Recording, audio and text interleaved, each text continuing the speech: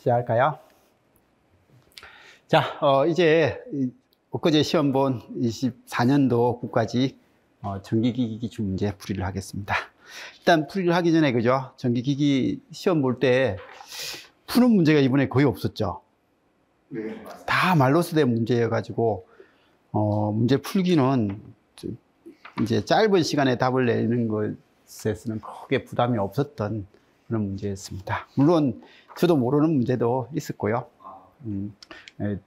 문제가 뭐 쉬운 건 엄청 쉬웠고 그죠? 어려운 건 그냥 찍으라는 문제고 이런 형태. 몇 번요? 9번. 그죠?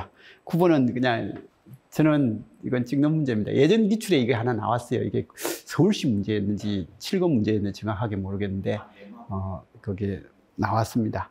나왔던 문제가 있는데 저는 이건 외울 수가 없는 내용이라서 그냥 포기했던 내용이고요. 나머지 12번이 약간 힘들었고 12번이요? 이게 원통이 저호흡 아니에요? 일단 힘들었고 나머지는 없었던 것 같아요. 그죠?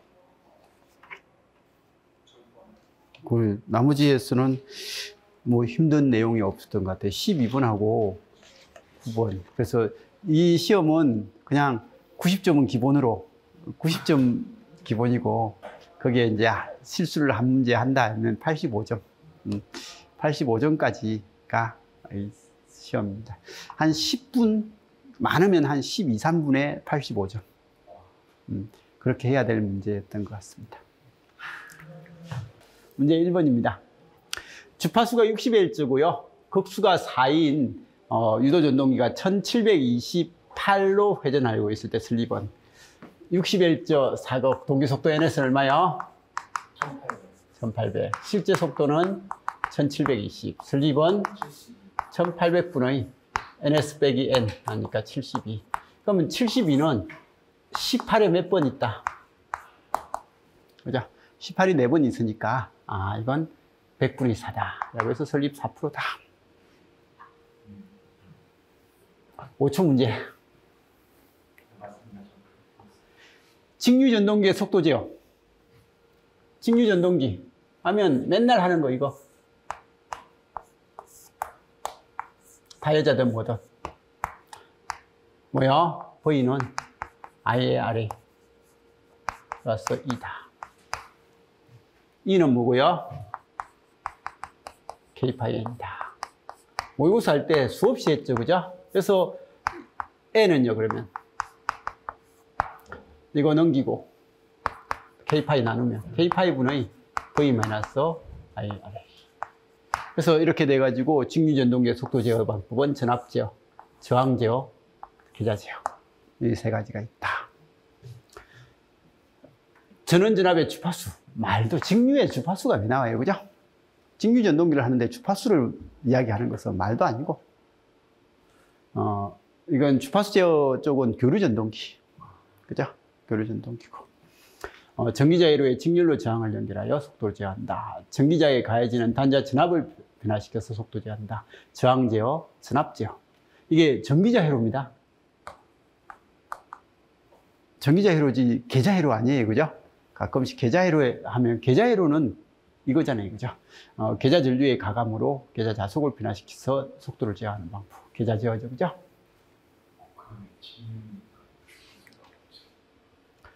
동기발전기의 병렬 운전 조건. 이것도 맨날 나왔던 문제. 크기 주파, 그죠?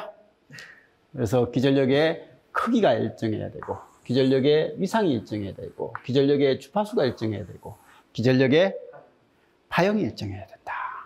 답은 이거 빼고.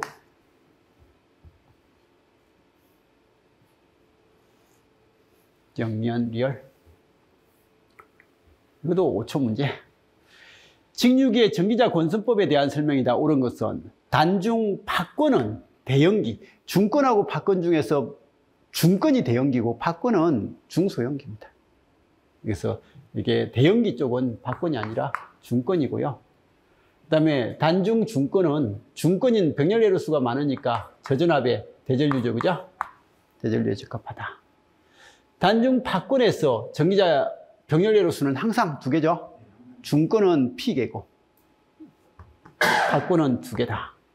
단중 중권은 병렬내로 사이에 균합 결선이 필요하죠. 박권은 필요 없지만 중권은 해야 된다. 라고 해가지고. 중권이 대형이라고 하셨잖아요. 네. 박권은 중형인가요? 중소형기.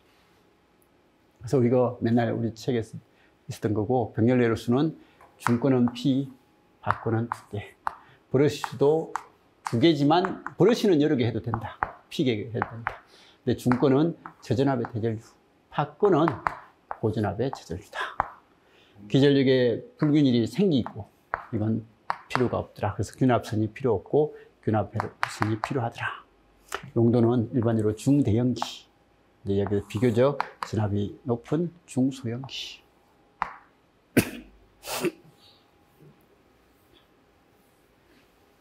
이 단어는 자주 안 나와가지고, 그죠? 자주 안 나와가지고 뭐 좀 그럴 수 있지만 나머지를 다 아니까.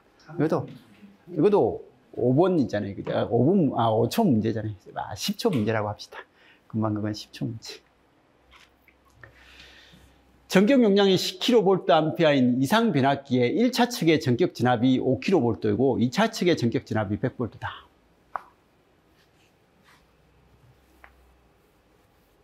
이것도 10초, 15초 문제입니다. 변압기에서요, 여기에 10kV, 용량이 10kVA입니다. 1차 측에 5kV, 2차 측에 얼마요? 100V.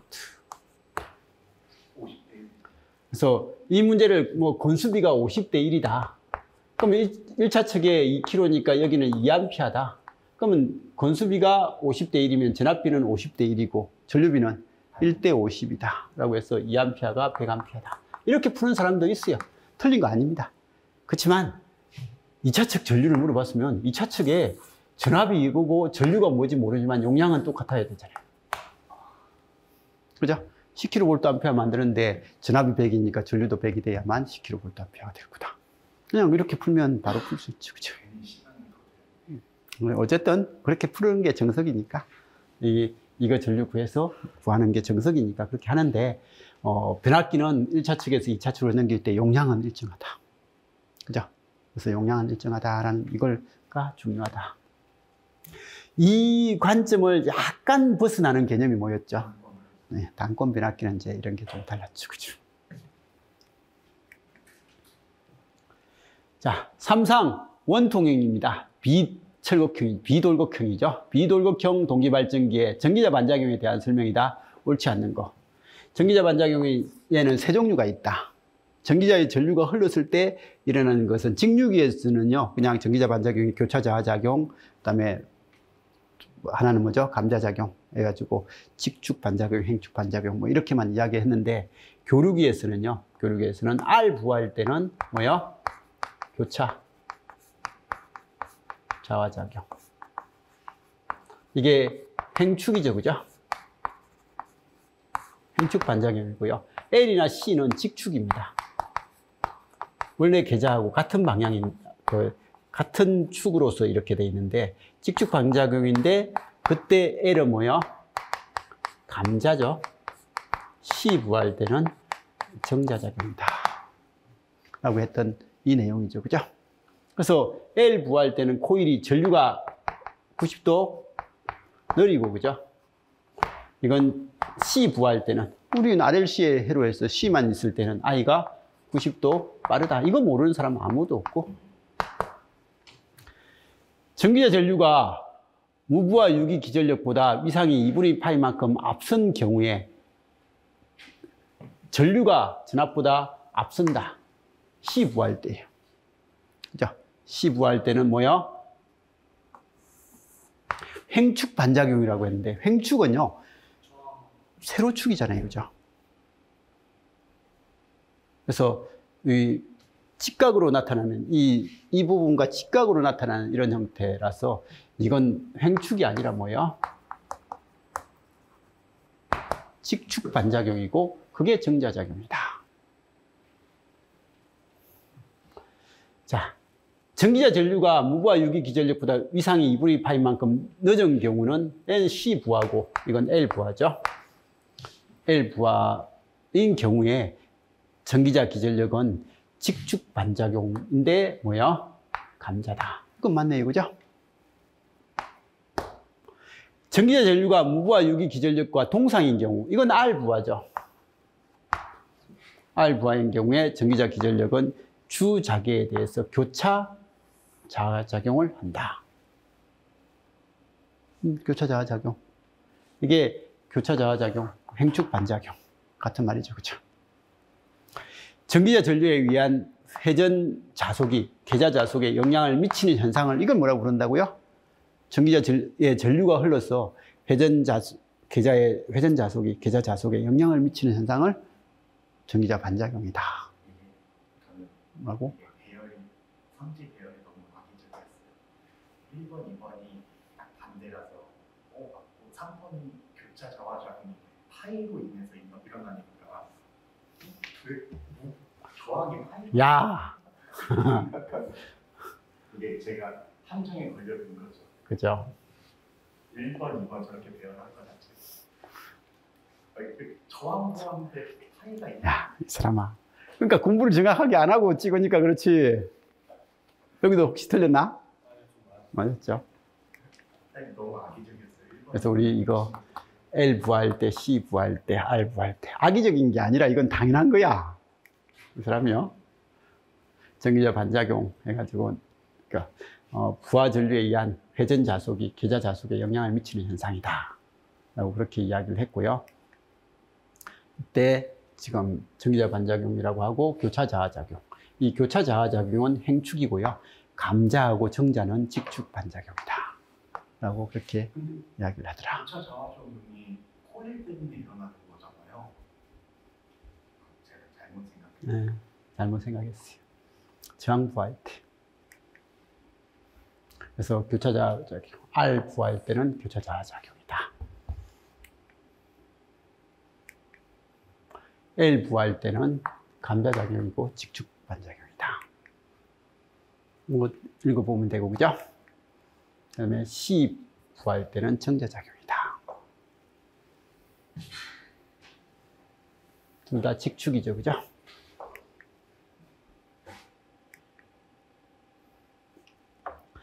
철심의 단면적이 이거고, 단상변압기 1차측 진압이 이거고, 주파수가 이거고, 철심의 최대 자속 밀도 BM이 이거고, 2차측 진압은 이거고, 유도 진압을 발생하려면 이때 2차측 권수의 턴수는, 그러니까 이건 V1은 2와는 4.44 F N1의 BMS, 그죠? E2는 4.44 F의 N2의 BMS. 이건데 지금은 뭘 물어봤다고요? N2 물어봤으니까 당연히 이걸로 풀면 되죠, 그죠? 밑에 걸 풀면 되는 거고. 그러면 밑에 걸 풀면 되니까 2차측 진압이 199.8은 4.44에 F 얼마야? 50. N2 물어봤고요. 1.2 20분의 1. 0.05는 20분의 1. 그러면 50에 20분의 1 하니까 이거 0.6 곱하기 5 하니까 3 나누면요 6.6이네요, 그죠? 3분의 2 199.8이니까 는 4.44다. 그럼 N2는요 4.44분의 66.6 하니까 이거 동그라미 하면 이거고, 이거 2고, 이거 3.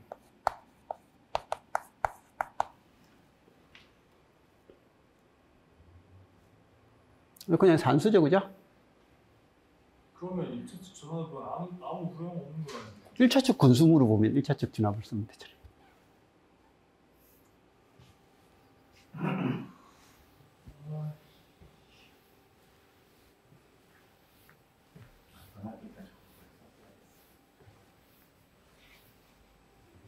쉬운 것 같습니다. 동기전동기의 위상 특성 곡선 하면 머릿속으로 이걸 떠올렸을 거고, 그죠? V 곡선에 대한 설명이다. 옳지 않는 것은 여기 역률 1일 때, 그죠? 이건 전기자 전류 IA, 계자 전류 IF. 역률이 1인 경우 전기자 전류는 최소가 된다. 맞죠? 계자 전류를 가감함으로써 전기자 전류의 위상을 조절할 수 있다. 그죠? 역률이 조절되니까 위상 조절이 가능하다. 역률이 1인 상태에서 계자 전류를 증가시키면, 이쪽을 증가시키면 얘는 진상이 되고 전기자 전류는 증가한다. 공급 전압과 부하를 일정하게 유지하면서 계자 전류를 변화시켜 전기자 전류를 변화를 나타내는 곡선이다. 그죠? 그래서 얘는 P가 일정이죠. V도 일정한 상태에서 계자 전류하고 위상 관계를 조절해 가지고 부하에 일정한 전력을 공급하는 거다. 역시 이건 뭐 틀린 사람 없을 것 같아요. 그죠? 이거보다 증가하면 진상, 감소하면 지상. 이건 자격증이 있어서 중요하게. 그 계좌 전류가 부하각이랑 반비례한다는 게 무슨 의미예요? 여기 어디 적혀 있어요? 아니요, 그냥 제가 공부하다가 따로 질문할까요? 그거는 여기서 하는 건 아니죠.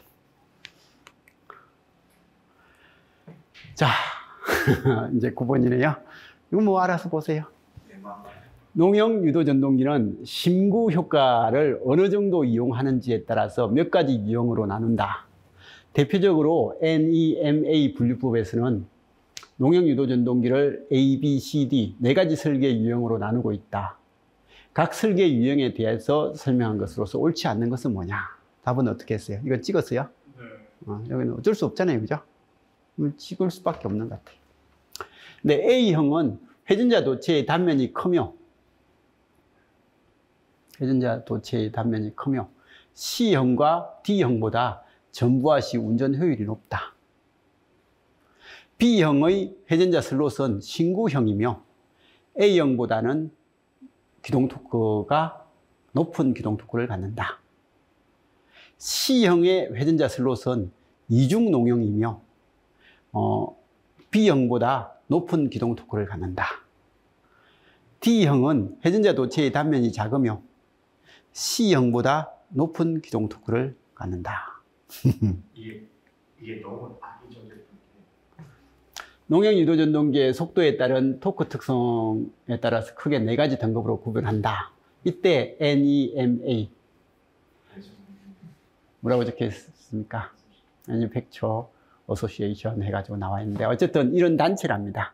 이런 단체의 규격은 농형 유도 전동기를 그림 1과 같이 A에서 D 등급으로 분류하고 있다. 이러한 등급을 구분하는 중요한 설계 파라미터는 회전자의 유효 저항과 누설 인덕턴스에 따른 기동 토크 및 정상 영역에서의 토크를 나타낸다 라고 해서 여기서 가져온 자료입니다. 그림이 이겁니다. A, B, C, D. 이게 소모법으로도 네, 이건 그렇게 해도 안 됩니다. A형은요, 이렇게 생긴대요, 회전자가. 그래서 이게 지금 여기에 도체바가 들어가는 거예요. B형은 얘보다 어떻게 된다고요? 더 깊게 들어가는 거예요. 신구바입니다. C형은요, 여기 도체바 들어가고 여기 도체바 들어가는 뭐야? 이중농형이고요. D형은 그냥 여기만 들어가는 이런 형태다. 이거 너무 악의적이었어. A형의 스테이트하고 로터, 회전자죠. 회전자에서는 A형은 이런 도체바가 들어가고 B형은 얘보다 더 깊게 들어가고 C형은 농형 이렇게 들어가고 D형은 이것만 들어간다. 뭐 이렇게 ABCD급이 있다. B급은요, 산업용에 쓰이는 범용 전동기이며 A급보다는 높은 회전자 저항을 갖고 그 다음에 기동 전류가 더 낮다. 좋은 기동 특성을 가지며 선풍기라든지 환풍기 등과 같은 환기용 장치 등에 적합하며 원심력 펌프라든지 선풍기가 그림과 같이 부하의 특성은 속도에 비례하는 속성이 있다. 그림과 같이 B형 동기, 전동기의 최대 토크까지 비례적으로 증가하는 속성은 부하의 증가하고 비례하므로 일정한 가속 토크를 낼 수 있더라. 이렇게 일정한 가속 토크를 전 속도에 빨리 도달하는 장점도 있더라.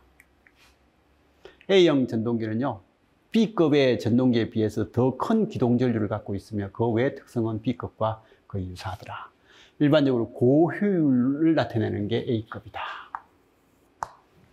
주로 A급 전동기는 거의 대부분 고효율이다. 효율이 좋은 것은 A급이다. C급은 정상적인 기동 전류를 크기를 갖고 있으며 기동 토크의 값이 크더라. 컨베이어 벨트와 같은 부하를 감당하는 전동기를 설치하는 목적으로 사용할 때 C급 전동기를 쓰더라. D급은 높은 기동 토크 값을 갖고 있으며 큰 설립 값에서 작동하더라. 압연기라든지 엘리베이터 등과 같이 사용되며 플라이휠과 같은 기적 장비와 같이 사용되는 것이 많더라. AB급의 전동기는 낮은 회전자 저항값을 가지므로 높은 효율로 운전하지만 CD급의 전동기는 높은 회전자 저항값을 가지고 효율보다는 기동 토크를 크게 하는 목적으로 사용되는 게 CD급이더라. 라고 해가지고 이런 게 있대요. 자, 그러면 한번 다시 봅시다. 이제 보기를 다시 한번 봐요. 자료는 어떻게 쓰시는지. 인터넷 검색하면 여기 있더라도요. 아니 뭐 에디슨 이런 거 모르겠는데. 그죠? 외울 수 없잖아요. 사실 외우지 못하는 걸 어떻게 시험에 내는지. 외우기가 많아요. 근데 그래도 우리는 한 번쯤은 아는 게 중요한 것 같아서 내준 것 같아요. 자, A형은 회전자 도체의 단면이 크며 C형과 D형보다는 전부하 시 운전 효율이 높다. 아까 전에 A급의 가장 중요한 특성은 효율이 높다라는 거잖아요. 그죠? 그래서 효율이 높다. 대충 맞는 것 같아요. 그죠? B형의 회전자 슬롯은 신구형이며 A형보다 높은 기동 토크를 갖는다. 맞아요. B형보다는 A형이 더 높죠. 기동 토크가 가장 낮은 게 B잖아요. 그죠? 일반적으로 우리가 가정에서 많이 쓰는 형태, 펜 부하 같은 경우가 B형인데 이게 기동 토크가 좀 작다라는 특징이죠. 아니 보기 좋게 A, B, C 해야지 왜? 그러니까 A. 그죠? 그랬으면은 좀 뭔가 그러면 그래도 억지로라도 막칠 텐데. 네. 억지로라도 외웠을 텐데. 이 사람들 불만 많네. 왜 불만이 그렇게 많은데? 아니 막 틀린 점은 딱 맞춰서 100도인데 그런 거 있잖아요. 굳이 저한테 묻지 마세요. 이렇게 분류했대요. 제가 분류한 게 아니에요. 자, 그래서 신구형이며, 이건 B형은 어쨌든 신구형은 맞죠, 그죠? 신구형은 맞는데, 이게 기동 토크가 좀 작다. 그 다음에 C형의 회전자 슬롯은 이중농형이며, 높은 기동 토크. 기동 토크는 좀 크죠? 그리고 이중농형이라고 했잖아요, 그죠? 아까 전에 이중농형이라고 했어요. 그 다음에 D형은 회전자 도체 단면적이 작으며 C형보다 높은 기동 토크를 갖는다. 근데 회전자 도체 단면적이 작다는 것은 그냥 이게 기계가 작다는 것밖에 없는 것 같아요. 그래서 이건 이 그림에서는 구별할 수가 없습니다. 이거 보면 이게 이 동그라미를 같게 만들어 놓으니까 그림으로는 구별 못 하는데 어쨌든 좀 그렇답니다. 그렇다고 하니까 뭐 그런 거겠죠? 라고 보는 거죠. 그죠?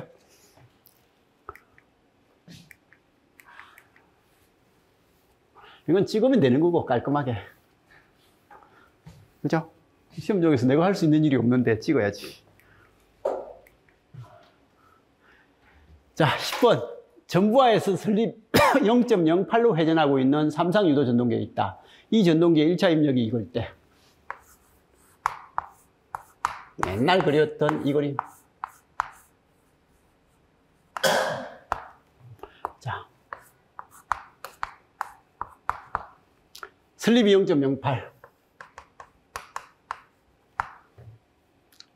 1차 입력이 P1이요. 115kW.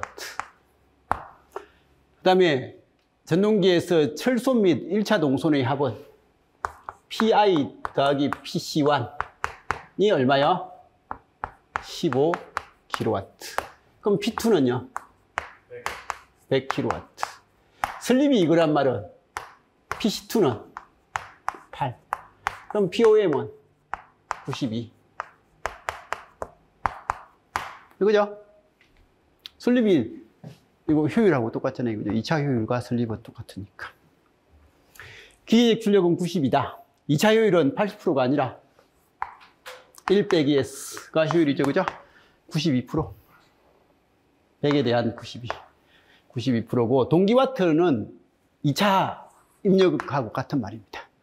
동기와트는 2차 입력과 같은 말이다. 라는 거. 우리 시험에 동기와트라는 단어가 한번 나온 적은 있습니다. 근데 그건 2차 입력을 이야기하는 겁니다. 동기와트라는 단어가 우리 시험에 나왔을 때 7급에서 나왔을 건데요. 뭐야? 헤일런드 원선도 그림하고 같이 나와가지고 동기와트를 물어본 적이 있습니다. 그 다음에 회전자 동소는 8kW다. 맞죠? 그죠?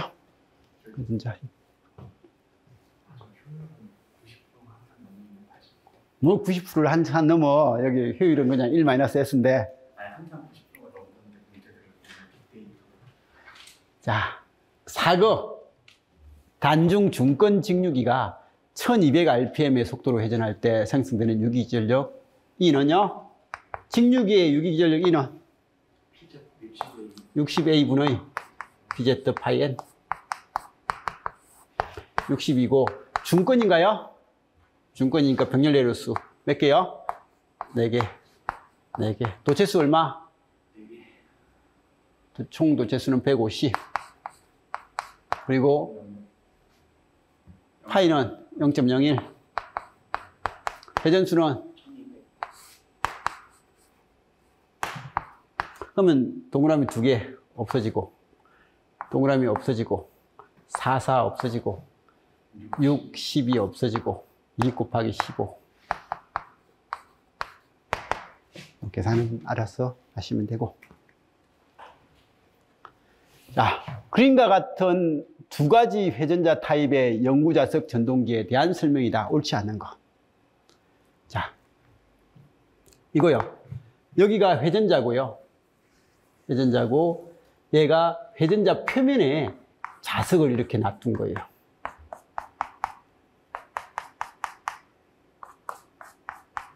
그래서 이걸 우리는 표면 부착형이라고 해요. 표면 부착형이다라고 부르고요. 얘는요, 이게 회전자입니다. 회전자를 안쪽을 파가지고요. 안쪽에, 회전자 안쪽이 철로 돼 있잖아요. 그죠? 그래서 철로 딱 이렇게 돼 있으면 그 철에 빵꾸를 미리 만들 때 빵꾸를 내가지고 그 빵꾸 낸 곳에 자석을 이렇게 삽입한 거예요.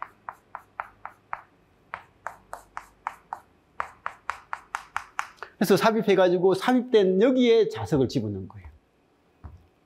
그래서 삽입형입니다. 그죠? 그래서 매입형이라고 하는 이 삽입해서 사용하는 이런 형태입니다. 옳지 않은 거. 자, 1번. 타입 1은 제작이 간단하고 약계자 제어 영역이 작다. 타입 2보다는 간단할 것 같긴 해요. 안에 빵꾸 내야 되니까. 제작이 간단하고 약계자 제어 영역이 작다. 사실 모르지 뭐. 제작이 간단한 것 같긴 해요. 타입 2보다. 이렇게 간단한 거 같나요? 일단 넘기고. 타입 2는 자석이 회전자 철심 내부에 있어서 고속 동작에 유리하다. 자, 고속 동작에 유리하다. 이건요, 자석이 여기 붙어 있는 애를 고속으로 돌려버리면 어떻게 돼요? 이 자석이 어떻게 되겠어요? 자석이 떨어져 나가요. 원심력 때문에 자석이 떨어져 나가버리거든요. 그럼 떨어져 나가버리면 이거 고속 운전하면 위험해요. 그렇지만 얘는요, 안에 박혀 있으니까 이 고속 운전하는 거하고 전혀 상관없잖아요. 그죠? 그래서 얘가 고속 운전을 할 거다. 뭐 그런 것들은 대충 맞을 것 같아요. 타입 1은 전기자 전류를 Q축과 정기적으로 90도가 되도록 제어하면 최대 토크를 얻을 수 있다. 모르죠, 그죠? 60도. 60도인가요? 모르죠, 뭐. 모릅니다, 저는. 타입 2는 자석이 전기자 권선과 떨어져 있어서 열에 의해서 감자 염려가 적다. 여기에 이제 전기자 권선이 여기 있을 거잖아요.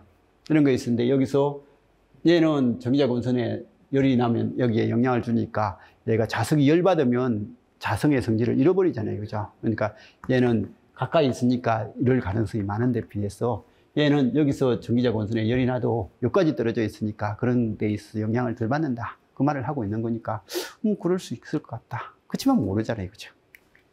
그래서 이건 모르는 것 투성입니다.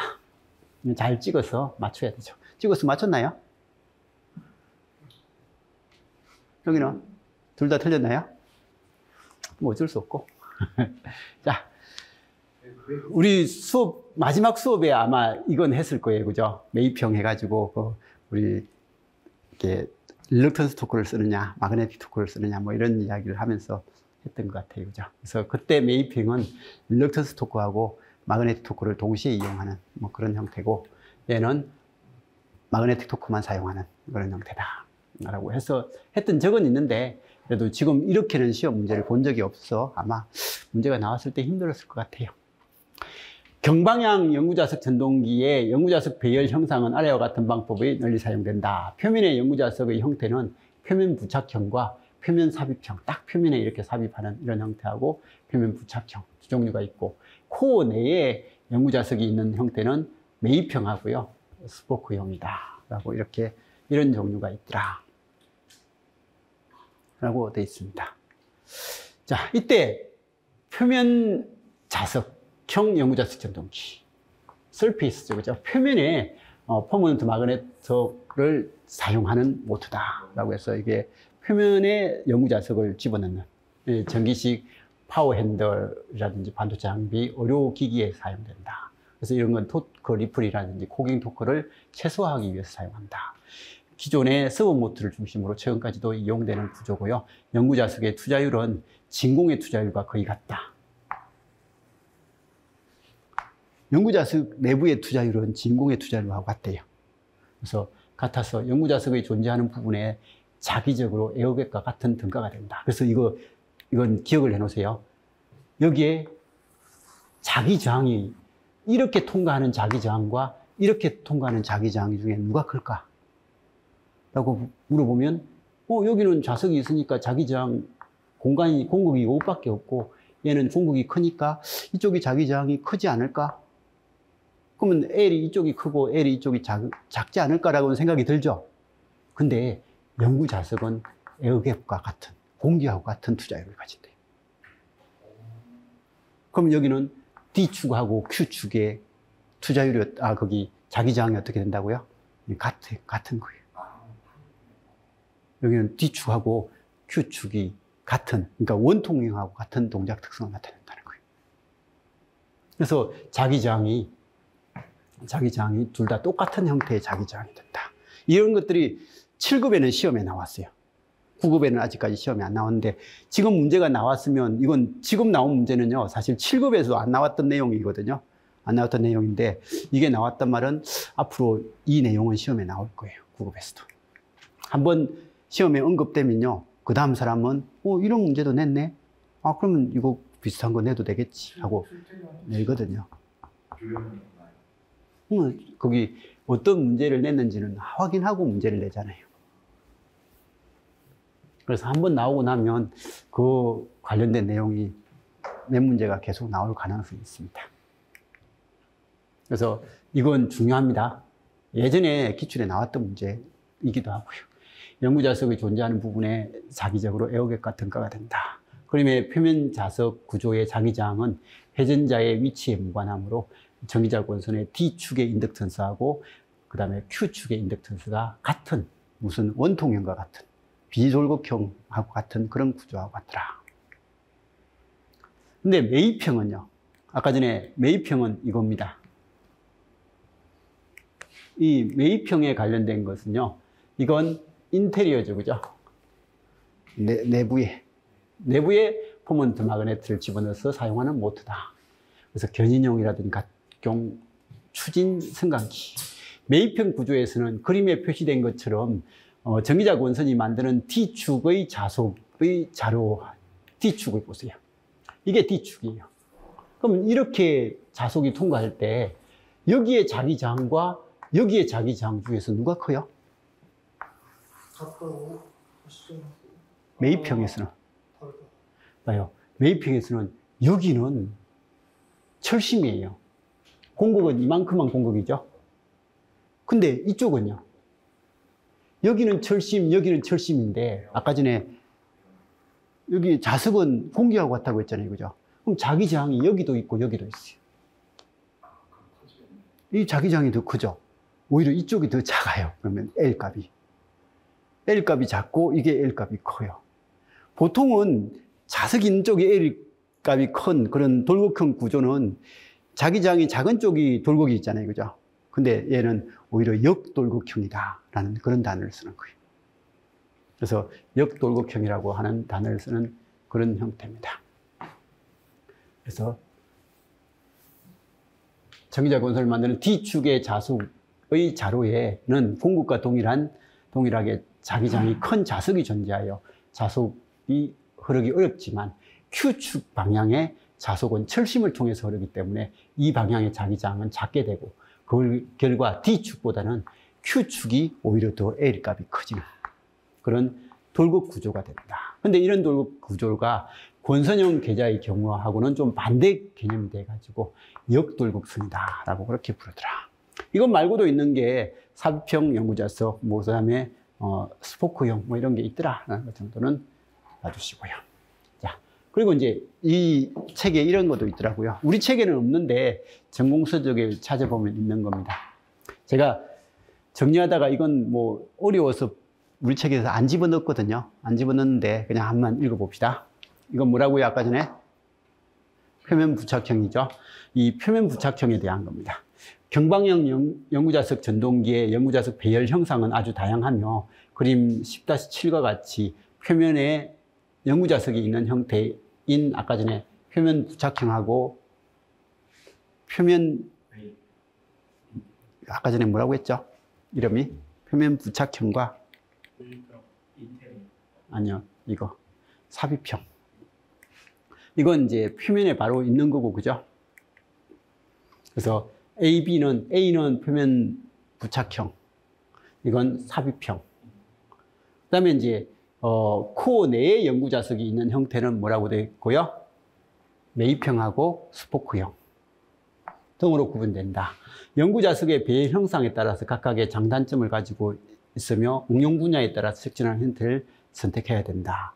토크 리플과 코깅 토크를 최소화하기 위해서 표면 부착형 연구자석 전동기를 사용을 하는데 반해서 이게 일반적이다. 이 표면 부착형 연구자석 전동기의 대표적인 구조로서 비돌곡 특성을 가진다. 이게 왜 비돌곡인지 했죠, 그죠? 이 D축과 Q축이 같더라는 거죠, 그죠? 인덕턴스가 거의 비슷하더라. 따라서 전류를 Q축에 일치하도록 제어하면 계좌자석과 전기자 전류가 90도가 되므로 최대 토크를 얻을 수 있다. 그래서 전류를 Q축에 일치하도록 제어하면 계좌자석과 전기자석에서 최대 토크를 얻을 수 있다. 그 보기 아까 전에 몇 번요? 3번. 타입 1은 전기자 전류를 Q축과 정기적으로 몇 도가 되게끔? 전기자 전류를 Q축에 뭐 하게끔요?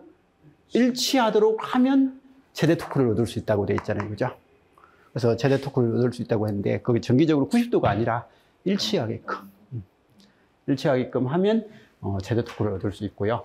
표면 부착형 연구자석 전동기는 비교적 제어가 간단하고 자극면을 깎아서 공극 자속 밀도 또는 역기 전력을 정연파로 설계할 수 있어서 토크 리플을 최소화할 수 있으므로 정밀 제어용 전동기에 많이 사용된다. 그러나 고속기에서는 고속을 하면 붙여놓은 자석이 떨어져 나가버리는 거예요. 비산해버리는 거예요. 막 세게 돌면. 그래서 이렇게 되니까 고속기에 적용 시 연구자석 비산을 방지하기 위해서 스테인리스 캔이라든지 파이버 글라스 등으로 연구자석 표면을 감싸줘야 하는 구조적인 불리함을 가지고 있으므로 공극이 커지게 되고, 또한 연구자석의 투자율은 거의 공기와 같으므로 공극과 연구자석의 폭의 합이 정기적인 공극이 되므로 정기적인 공극이 증가하면서 인덕턴스가 작아져서 약작의 제어 영역이 이렇게 제어할 수 있는 능력이 어떻게 된다고요? 작아지더라. 계좌 제어하기가 불편하더라. 그런 이야기가 적혀 있습니다. 그래서 타입 1은 제작이 간단한데 약자기의 제어 영역이 작다. 타입 2는 자석의 회전자 철심 내부에 있어서 고속 동작에 유리하다. 이제 어느 정도는 이해되죠, 그죠? 그리고 타입 1은 Q축과 정기적으로 0도가 되도록 제어하면 최대 토크를 얻을 수 있고, 타입 2는 자석이 전기자 권성과 떨어져 있어서 열에 의한 감자 염려가 좀 적다. 뭐 이렇게 해서 답이 3번입니다. 그래서 이건 알아서 보세요. 13번은 지금은 무조건 쓰라는 그래서 매입형에 관련된 내용입니다. 이건 안 봐도 될 것 같아요. 자, 그림과 같은 컨버터 회로에서 입력 진압이 100V일 때 DTB가 0.5일 때 출력 진압 보이오는 이거 맨날 했던 거잖아요, 그죠? 제일 많이 했던 겁니다. 안 보여서 이게 3번, 4번 중에 하나일 텐데 코스다. 왜 1번, 2번에 찍었어요? 코스다. 그래서 성함용이다. 그래서 성함용의 VO는요, 1-t분의 1의 V. 1 빼기 0.5분의 1의 100. 이건 5초 문제죠? 이것도 5초 문제. 전력용 반도체 스위치 중에서 턴온 제어는 가능하나 턴오프 못하는 소자. SCR. 맨날 SCR은 턴온 가능한데 턴오프 안 된다. 그 다이오드는 온오프 가능하잖아. 온오프가 가능해요? 응. 공부 더 열심히 해요. 이게, 근데 이 다이오드는 입력 자체로서 온오프를 하는 거고, 얘는 턴온 제어는 가능하나 턴오프 제어가 안 되는 것은, 이건 제어, 사실은 다이오드는 좀 말을 하기가 불편하네. 온 제어도 뭐 제어하는 게 아니잖아요. 인과 전압에 따라서만 바뀌는 거죠. 그죠? 그래서 이렇게 되는 거. BJT. 이것도 인과 전압이 플러스로 돼 있을 때, 그죠? 여기 전압을 플러스를 가하면 온 되고, 이게 마이너스로 가하면 오프 되고. 그 다음에 IGBT. 가능하죠, 그죠? IGBT. 이렇게 게이트, 컬렉트, 엠트. 이렇게 하면 IGBT. SCR은 온 제어는 가능한데 오프 제어가 안 된다. 이거잖아요, 그죠? 그래서 이 전류가 흐를 때, 이 전압을 가해가지고 돼 있을 때 트리거를 탁 가하면 온은 돼요. 근데 트리거를 가한다고 해서 오프는 안 되더라. 게이트 가지고 오프를 시킬 수 없더라. 맨날 이야기했던 겁니다.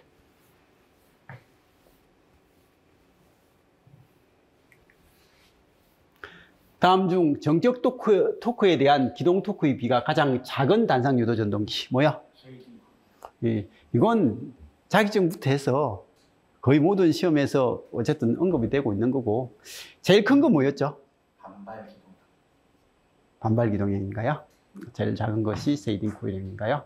잘 모르는데 어쨌든 이런 거 단상 유도, 분산 기동형, 콘덴스 기동형, 영구 콘덴스 기동형, 그다음에 반발 기동형, 반발 유도형, 그다음에 세이딩 모노사이클형 이렇게 있는데 여기서 반발 기동형이 제일 크고 세이딩 코일형이 가장 작다. 이 세이딩 코일형이 만일에 크면 다 세이딩 코일을 할 거예요. 왜냐면 제일 편하잖아요.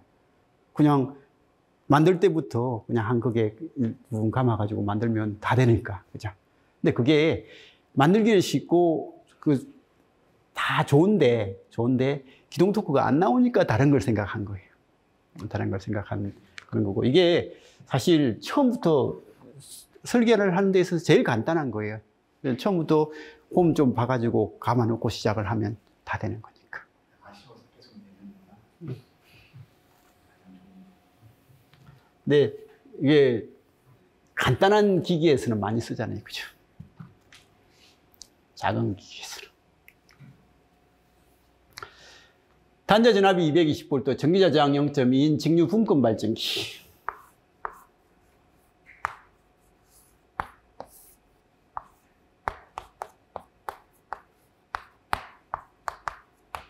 회전수가 N이 1200이다. 전개 전류가 100이다. 그럼 여기에 몇 볼트요? 20V니까 E는 얼마야? 그래서 E가 240V일 때요. N은 1200rpm이었다. 라고 이렇게 되어 있습니다. 근데 이 발전기의 단자 전압과 전기자 전류를 기존과 동일하게 유지하면서 전동기로 운전하면요.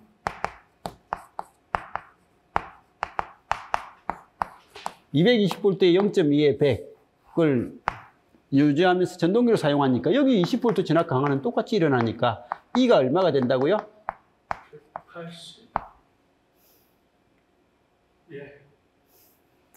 E가 200으로 바뀐 거예요. 그러면 E는 K-파이 N이니까 N은 얼마가 되는 건데 파이 일정하잖아요, 그죠?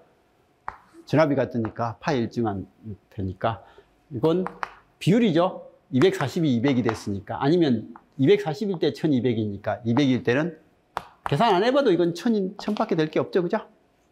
그래서 1000rpm이 나올 수밖에 없다.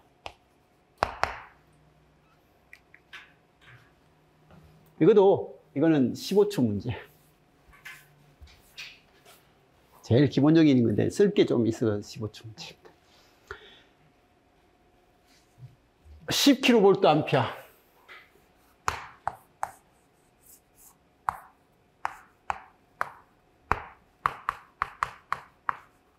1000V. 100V인가요? 자, 이거 트랜스 등가위로, 간이 등가위로라고 합시다. 이렇게 변압기를 2차를 1차로 환산한 간이 등가위로가 이거다. 근데 이때 등가 임피던스가요, R12, JX12를 했는데 ZS가 3 플러스 J4인가요? 4다. 이 변압기의 퍼센트 리액턴스 강화는 얼만데? 라고 하면, 자, 여기서 1차 측에 들어본 전격 부하할 때 1차 측에서 들여다본 전체 임피던스는 얼만데? 라고 하면요, 얘는 I2분의 V인 거예요. 그러면 10kVA에 1kg니까 들어가는 전류는 전격 전류가 10이죠? 그러면 전격 전류가 10이니까 10분의 1000, 105mm. 만일에 이게 2kg였으면요, 500이라고 합시다. 이 문제가 500이었으면 500에 10kg니까 여기는 20이죠. 아니면 이게 2kg라고 한다면 여기는 5가 돼요. 그럼 얘는 5분의 2000 하니까 이건 400오hm 돼요. 그죠? 그러면 전체 임피던스가 이건데 동기 임피던스가 이거예요. 퍼센트 임피던스는 얼만데? 라고 하면 전체 토탈 임피던스에 대해서 이 임피던스의 크기니까 얘는 100분의 5, 3, 4니까, 그죠? 그래서 퍼센트 임피던스는 5%. 퍼센트 저항 강화는요, 전체 임피던스 분의 R 하니까 100분의 3. 퍼센트 리액턴스 강화는 이게 Q라고 우리가 하고 이건 P라고 하잖아요, 그죠? 그래서 전체 임피던스 분의 X 하니까 100분의 4. 이 문제가 진짜요, 이게 2000으로만 바뀌면 얘가 400이 되니까 얘는 400분의 3이 되는 거고 400분의 4가 되는 거예요. 그죠? 그래서 이렇게 되니까 전체 임피던스에 대한 개념을 조금 생각을 할 수 있었으면 좋겠다. 그래서 퍼센트 저항 강화, 퍼센트 리액턴스 강화. 그래서 퍼센트 저항 강화는 지금은 이제 3%, 퍼센트 리액턴스 강화는 4%, 퍼센트 임피던스 강화는 5%. 근데 지금은 뭐 물어봤으니까? 퍼센트 리액턴스 강화를 물어봤으니까 4%. 이건 근데 찍을 게 4%밖에 없죠? 리액턴스 물어봤으니까. 처음에 그 합격 예측에서 5번, 3번이라 해가지고 처음에는 너무 놀랐어요. 그런 게 미리 나왔었나요? 예상 답안을 미리 올려주던가요? 우리 증률도 그런 게 있나요? 아니, 타 합격 예측이잖아요. 처음에 1차 합격 예측에서는 3번으로 나와가지고 그런 것까지 하시는 우리 직렬도 그게 그렇게 해주는 사람이 있구나. 자, 18번요. 변압기에 사용되는 절연유의 요구 특성으로서 옳지 않는 거. 뭐 이건 그냥 우리 시험 보기 전에 봤던 문제고, 그죠? 그래서 절연 내력이 커야 된다. 공기보다 투자 이런 건 없었죠, 그죠? 유동성이 풍부하고 비열이 커야 되고, 절연 제로 및 금속과 접해도 화학작용을 일으키지 않아야 된다. 저 틀렸거든요. 왜 2번이에요?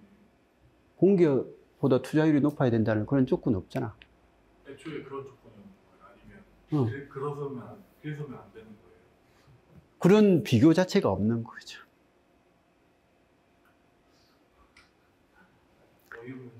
변압기 기름으로 갖춰. 이걸 틀렸어요? 맨날 보는 건데, 절연 내력이 클 것, 절연 제로 및 금속의 화학작용을 일으키지 않을 것, 인화점하고 높고 온고점이 낮아야 되고, 점도가 낮고 비열이 커서 냉각 효과가 클 것, 고온에서도 석출물이 생기거나 산화하지 않을 것. 뭐 이거 맨날 이런 것들이 나오잖아요, 그죠?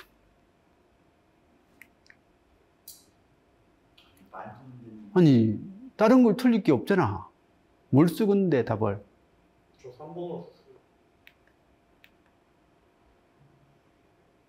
뭔가 비열이 커야 된다는 말이 열이 많아야 된다. 아이가. 저 B를 모르고 B가 이제 안티라는 비열이 뭐 정확히 뭔가요? 비열이라는 게 뭐죠? 안티 파이어 아닐까요? 그건 아닌 것 같은데요.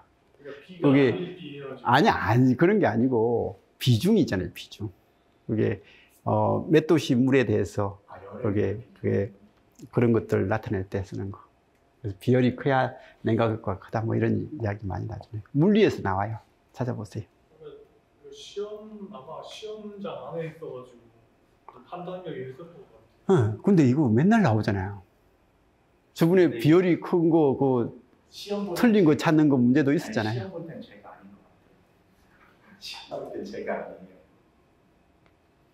오해가 틀린 게 너무 많아요, 이번 시험. 원래 시험이라서 그렇긴 한데 이런 것들은 안 틀려야 되죠. 2500rpm의 전격 속도를 가진 유도 전동기로서 펜을 1000의 속도로 구동하고 있다. 이 펜의 속도를 2000으로 증가시킬 때 유도 전동기의 출력은 속도가 1000일 때보다 몇 배로 증가하는가. 이거 근래 이 기출이 거의 작년부터 해서 계속 나오고 있어요, 그죠? 저는 9배니까 제곱해서 4배. 저번에 이야기했죠, 이 그래프, 그죠? 그래서 속도가 여기서 이렇게 보면 토크는요, 속도의 제곱, 펜 부하는 토크가 속도의 제곱에 비례한다. 그래서 이런 펜 부하는 출력 P는 오메가 T니까 P0는 오메가 제로 T0였습니다. 그럼 이게 T0고요, 이게 오메가 제로였어. 근데 P-는 오메가 다시 T-인데 오메가가 2배로 증가했으니까 2오메가 제로가 됐고, 그러면 오메가가 2배로 증가하면 토크는 몇 배가 된다고요? 오메가의 제곱배니까 4T0가 된다. 라고 해서 얘는 8T0. 8오메가 제로 T0. 라고 하는 이런 거. 이거 근래에 이 문제 계속 나오고 있습니다. 작년에 국가직, 지방직 다 나왔던 문제입니다. 다 나왔던 문제가 이것과 관련된 내용이니까. 그래서 이 그림 딱 펜 부하 나오면 이 그림 떠올려야 됩니다. 그래서 이거 보시면서 펜은 정상 상태로 구동하고 있다. 그럼 이거 3개는 18개가 3 곱하기 9. 3배가 되면 3 곱하기 9. 27배요. 예. 전력 변환기에 대한 설명이다. 옳지 않는 것은 인버터는 직류를 교류로 변환하는 전력 변환기다. 맞죠? 교류를 직류로 바꾸는 것은 컨버터. 그죠? 그래서 인버터는 직류를 교류로. 직류 컨버터에서 입력 전압보다 출력 전압을 크게 할 수 있다. 입력 전압보다 출력 전압이 커진 것은 우리 아까 몇 번요? 13번에 부스트 아니면 벅부스트도 할 수 있고요. 교류를 직류로 변환하는 전력 변환기는 다이오드 정류기하고 위상 제어 정류기. SCR을 이용하든지 다이오드를 이용해서 교류를 증류로 하고요. 교류로 직접 변환하면서 전압과 주파수를 동시에 가변하는 전력 변환기는 없다라고 했는데, 사이클로 컨버터, 그죠? 사이클로 컨버터 같은 경우에는 변압기는 전압하고 주파수, 전압만 바꾸고 주파수는 바꿀 수 없지만 사이클로 컨버터는 전압, 주파수 모두 가능하다. 그렇게 이거 맨날 나오는 보기. 전압 주파수 같이 동시에 가변할 수 있는 게 또 DC-DC 되지 않아요? 그럼 지금 DC-DC인데 주파수가 왜 나와? 진중 주파수가 이상한 아, 거. 그 VVVF. 예, 그거요. V 3개 F. VVVF가 이거잖아요. 아, 이게 VVVF. 아, 그 가운데 콘덴서 있고. 그게 이제 그래서 교류를 직류로 만들어서 직류를 다시 교류로 만드는 그런 형태를 쓰면 가능하다. 자, 그래서 문제 풀어보면 사실 그 두 문제 찍어야 되는 문제 9번하고 12번 빼고는 사실 틀린 문제는 없어요. 그건 어쩔 수 없잖아. 시험에서 찍기를 잘하느냐라는 그런 거고, 나머지를 안 틀리면 되는 거예요. 두 문제 맞추려고 이 깊은 것까지 공부를 내가 할 거냐, 그건 이제 본인들이 결정하는 거고, 그죠? 근데 나는 내가 공부한 타입에서는 그 두 문제는 일단 버리고 나머지 문제만 잘 풀자라고 그렇게 공부할 것 같아요. 자, 근데 여기 12번은 이제 공부는 좀 하세요. 12번의 유형은요. 그게 표면 부착형하고 매입형. 그건 이제 앞으로 시험 문제 좀 나올 거니까 전공 서적에 있는 내용, 뒤에 있는 내용을 좀 보면서 좀 봐주시기 바랍니다. 우리 책에 마지막 장에 있을 거니까 그걸 참고해서 좀 봐주시기도 하고요. 자, 어쨌든 올해 국가직은요, 전기 이론은 사실 시험장에서는 체감 난이도는 좀 있었을 것 같아요. 근데 있었을 것 같은데 실제로 어려운 건 아까 풀어봐서 알지만 거의 없었잖아요, 그죠? 마지막 19번, 20번 정도가 좀 난이도가 있는 문제였던 것 같고, 그다음에 전기기기는 난이도가 있는 건 없어요. 모르는 게 있을 뿐이죠, 그죠? 모르는 게 있을 뿐이지 난이도가 있는 건 없어요. 그러니까 아는 내용을 깊게 들어가서 이렇게 푸는 건 거의 없었고요. 그냥 기본적으로 푸는 문제에다가 이상한 문제 두 문제가 있었던 거 빼고는 그냥 무난했던 그런 형태의 시험이었습니다. 그래서 사실